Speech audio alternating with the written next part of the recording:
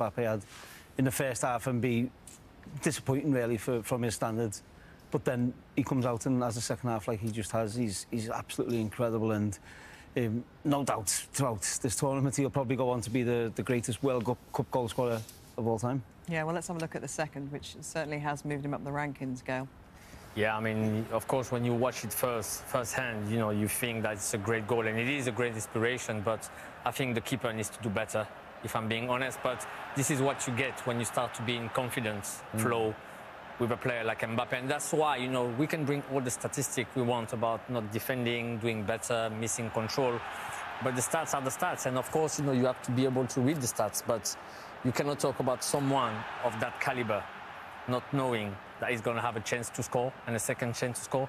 If France is about to win the World Cup or to have a great tournament, this guy will be the main architect of it. And that is the goal that means he eclipses you, Olivier, as France's all-time top scorer at 58 goals. I know he's promised you that shirt, hasn't he? So it's going to be winging its way to you. And in World Cup terms, it means he's a couple of goals closer to Miroslav Klose on 16, on 14, and he's gone above a few greats, Messi and Pelé, on the way there, Wayne.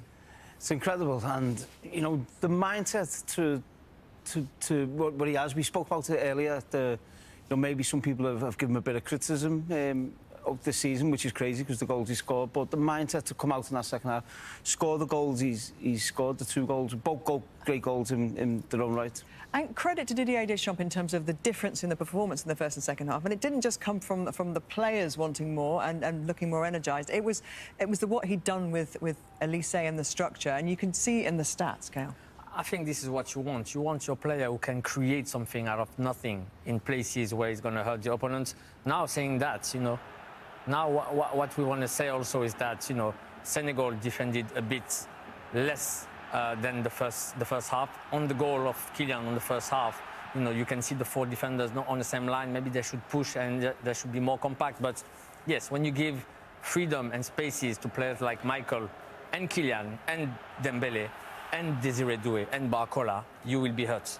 Well, I just think if you look at this, they've moved Elise inside, and the positions he's taken up is really dangerous. It allows players to run off him, and they've pushed the Ballon d'Or winner out to the right, out to the wing, to get Elise into these positions. So it shows what Deschamps thinks. Look at this, the difference in the first and second half here, Wayne. He's much more advanced. Look at the white dots of where the positions taken up are so much more dangerous, and that allows the players around him to make more runs, to get in better areas, and he was so effective, and it was so good to see that second half. And I think credit for Deschamps, firstly. I think he's experienced, he's won these tournaments, credit to him, but there's that much talent in this French team. We see when he made subs, Barcola coming on, getting his goal, they've got that much talent. If they play even, you know, to a percentage of what they can do, then they're going to be obviously the favourites. Do you think it helps Elise in a way that Mbappé is the superstar, and that, you know, he obviously, we know, has had this incredible season, but, you know, he's able to just kind of, you know, do what he does and create and give him these assists? I think it's essential, because even if we know him and he's been having 4 great seasons, that's his first game into a major tournament for France. So that tells you... The pressure's on. Of course, the pressure has to be on Kylian, for sure. And you have to let those young players grow. Barcola needs to come in and have those situations. But, yeah, I mean, you know, the room for progression in this team is just phenomenal. Yeah, welcome to the World Cup, Bradley Barcola, as well. I mean, that was some way, wasn't it, to enter this stage? Yeah, well, that's why we say sometimes you see players from what they do in club situation, and you expect them to do the same at the international level. But for him to be able to play like that and to come in the way he did, score that goals, many times in the French league you will see situations like that where he can't finish. Again, when we talk about confidence, this is where Deschamps is probably one of the best, because he takes you and he makes you believe that you are his player. And this is beautiful as a manager, to be able to get the best out of your players. It's a great finish. They had their chances in the first half, Senegal, but they did push France, didn't they? And so that performance overall from France, is that the best performance we've seen from a team so far? Best 45 minutes, I think. I thought first half, as we spoke about, was France were not at the best, and I thought Senegal were really good. So I think there's a lot of positives for Senegal to take out the game as well. They've just come up, second half, they've come up against a very, very good French team who have wiped them away in the second half. But I still think there's positives for Senegal to take out that game. And in terms of the structure and just the movement that was different in the second half, Olivier, do you think Didier Deschamps changes things a bit now? Because he does have a conundrum. He's got so much talent there. And as Wayne has said a couple of times, to have, you know, a Ballon d'Or winner who's pushed out of his regular position that he plays for PSG, and Elise, obviously, we're used to seeing hugging the right wing for Bayern Munich. Is he going to play him a little bit more in that central role? Yeah, I think so, because by readjusting Olise's position more central and closer to Kylian, where we could have seen the good understanding they can have, and obviously the freedom Olise can have playing in that position higher on the pitch. Ousmane can do the job on the side. He's very dangerous 1v1. So yeah, he's got different options. But I think that's where the top managers earn the money, because they adapt and they see things. We've seen Ruben Amorim, for instance, who got criticised a lot because he didn't adapt.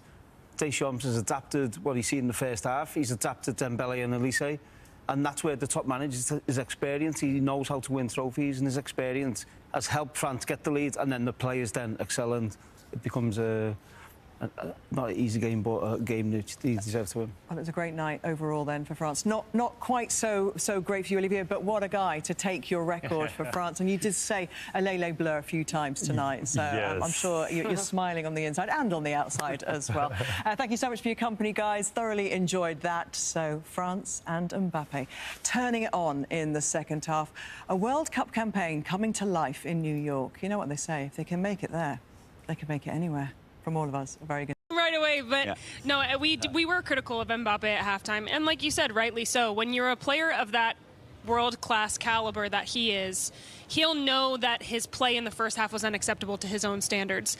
But when you come out and you have a second half like he did, he shows his quality, he shows his class, and he shows why, Luke, he's in this conversation as one of the best in the world. 14 World Cup goals now, and 13 of them have come in the second half of games, which is an incredible stat. Yep. But the first one, let's break down a little bit more. You guys head over to the screen we'll go over for that Mbappé 1-0 goal. I'm so excited here now, look, doing this. I've been asking to get up here to the big screen so we can do a little bit. Sorry, Janine. Well, we just wanted to see if your pants were as bad as your jacket, but actually the pants are okay. Played it safe in the bottom This is going to be all day, isn't it? it? Yep, basically. I think I look great, but anyway. Well, now let's have a look at the goal here, Janine, as well. Look at it from many different angles on the goal. But Kylian Mbappé, we said he has come alive, and I felt, Stevie, what had happened with Mbappé, I just felt as though that he knew it wasn't quite happening for him, and he had to inject something into this game.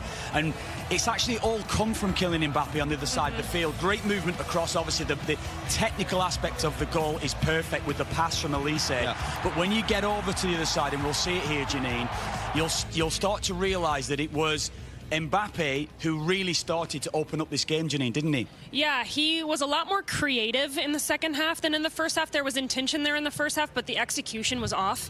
And if you just see him, he's in the circle, the red and blue circle down here. He just gets back on side. And we mentioned this in the pregame. It's good play, it's good patient play in the width from France. An incredible pass.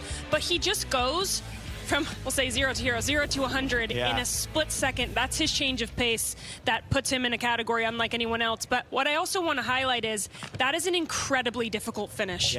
To be facing the wrong way, he's facing the sideline, to get your hips around and not let the ball roll past your feet before you get something on it. It's all, the whole thing, the whole play is world class. Stevie, let's run it in again, Stevie, and let's have a look at Koulibaly's position, because I felt as though throughout Koulibaly was in a good position, clearly always looking at Mbappé, but he gets caught out at the end, doesn't he? Yeah, I mean, I think a couple of things. I think it's more around about the clearance that comes before that, and it leads to this kind of lack of communication or a switch off between Nayakati, who's the left centre-back, and Koulibaly, who's playing on the right. And you can't allow a player to come across you like that, Kevin. As a centre-back, you've got to make sure you get physical, you get your arm out, you get your body there. As soon as Mbappé gets on the run, it's too difficult. This is the clearance I'm going to talk about.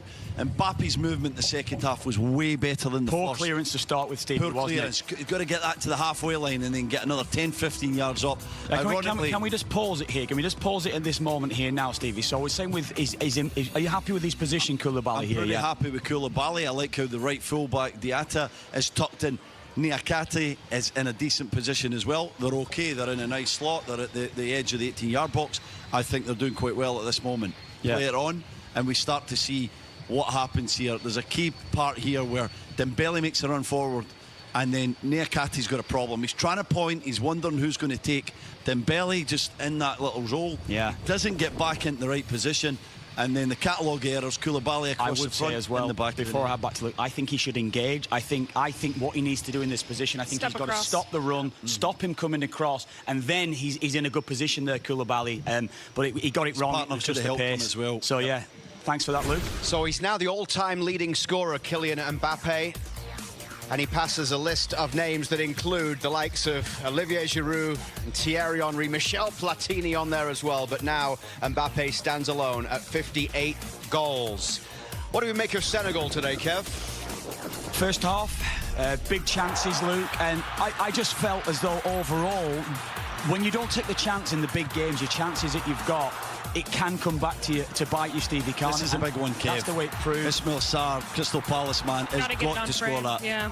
He's trying to do too much, Janine. He just needs to put his foot through it, get over the top of the ball. A harder one here for Nico Jackson, who, you know, run the channels throughout. But as the second half was going on, they did get their goal from Mbappé, an exciting young player. Actually could have chose France, played youth football for the French Federation, but is now... What we're saying about Magnan here, Stevie. Oh, he's had a bit of a nightmare. What a finish, though. He had another one later from Tchouaméni's left foot that nearly went in as well.